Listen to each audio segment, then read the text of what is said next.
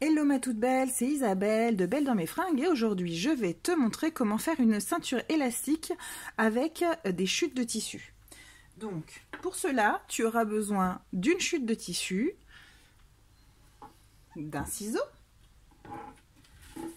d'un élastique de 2 cm de largeur, peu importe la couleur, d'un jeu de boutons pression et d'une pince pour mettre tes boutons pression. Je te montre maintenant comment on procède. Alors, dans un premier temps, je vais tracer dans ma chute de tissu le tissu dont je vais avoir besoin pour faire ma ceinture. Donc, je vais prendre mon tour de taille et je vais le multiplier par 1,6. C'est ce qui va me permettre d'avoir des jolies fronces sur ma ceinture élastique.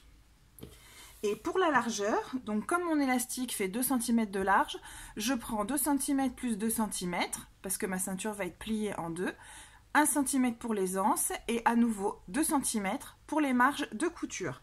J'ai tracé ici, je vais découper. Voilà, j'ai découpé ma bande, donc moi je fais un tour de poitrine de 105 cm, donc j'ai coupé une bande de 168 cm sur 7 cm. Donc je plie ma bande en deux, dans le sens de la longueur,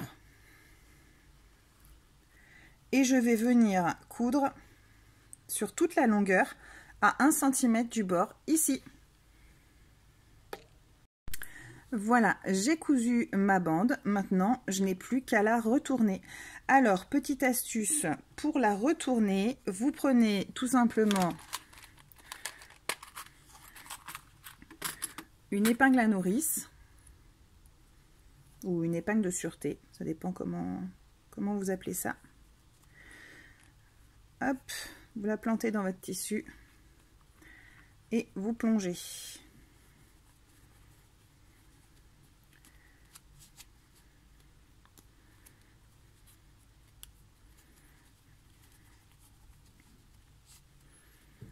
Alors le début ça peut être un petit peu enquiquinant et puis après ça va tout seul.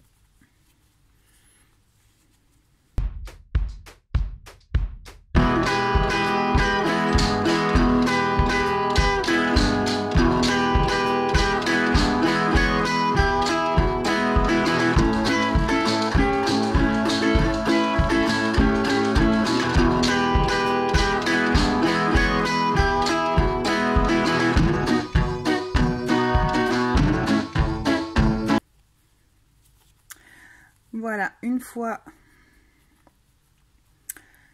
fois ma ceinture retournée, je la plie bien, je mets la couture au milieu et je vais venir repasser.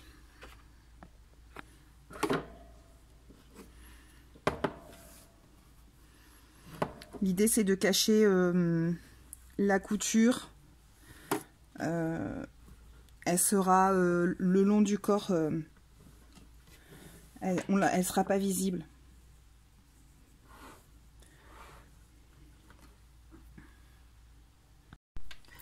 Alors, une fois que j'ai bien repassé ma ceinture, je vais faire un petit repli d'1 cm.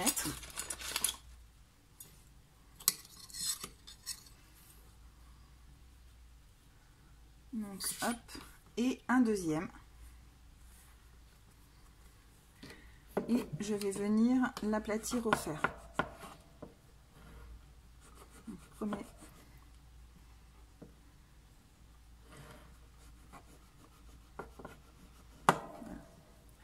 Le repli, je le fais vers l'endroit où j'ai la couture. Et je fais la même chose de l'autre côté de la ceinture. Donc, un premier centimètre.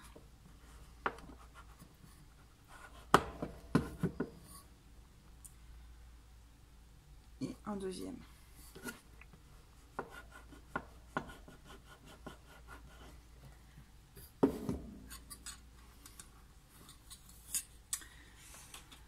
Et maintenant, je vais venir introduire mon élastique.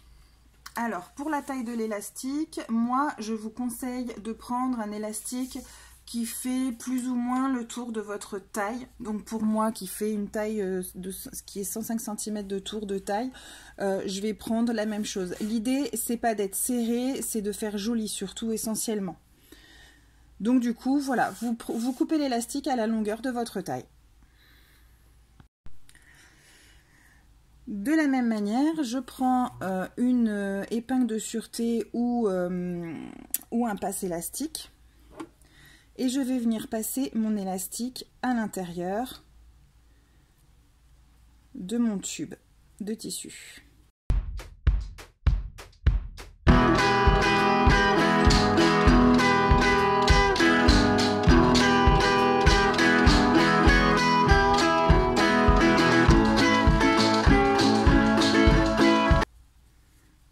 Voilà, donc là j'arrive à un point stratégique.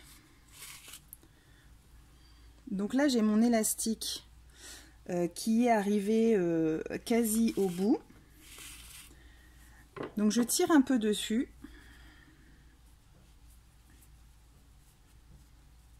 J'ai trop tiré.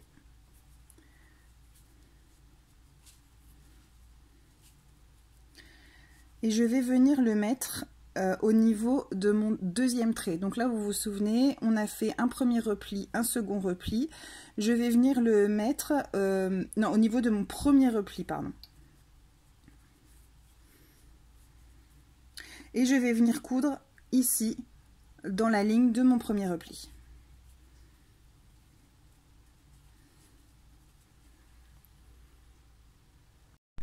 Donc là, j'ai cousu mon élastique à mon tissu.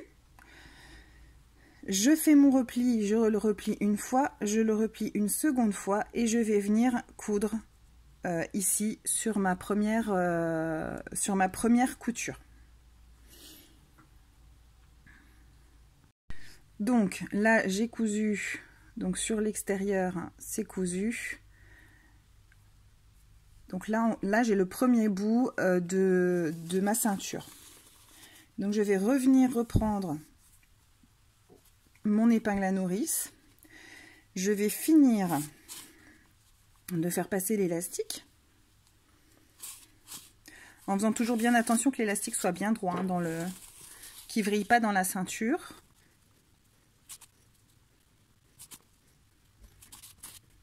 Et je vais venir répéter l'opération, c'est-à-dire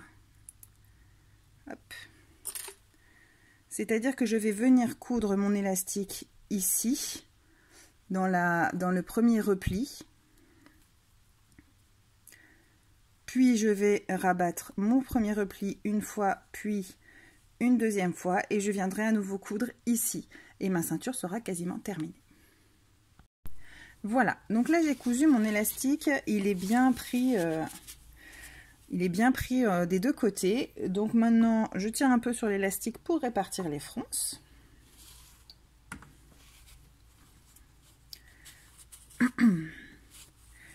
Et je vais venir faire l'étape finale, c'est-à-dire poser les boutons pression.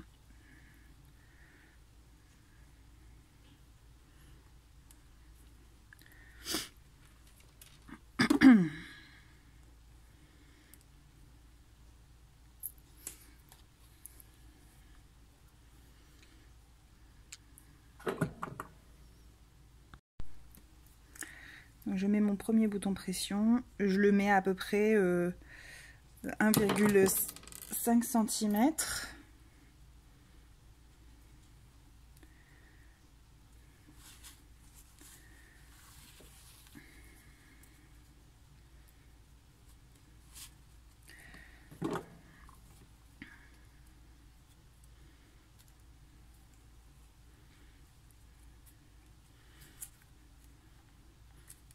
Voilà.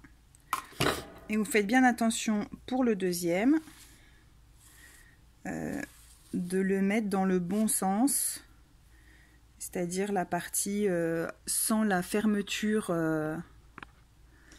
sans la couture sur le dessus.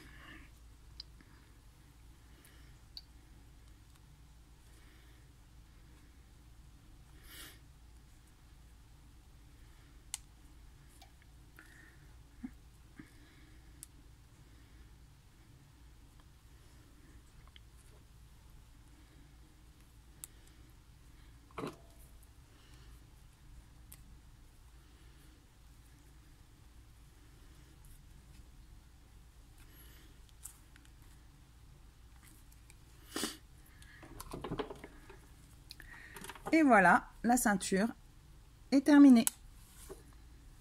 Je te montre porter. Et voilà, ta ceinture est terminée. Tu peux la mettre avec une jolie robe.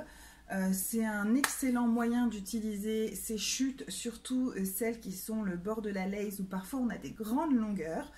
Ça donne une petite touche de gaieté à ta tenue, ou alors au contraire tu peux avoir une ceinture totalement assortie à ta tenue.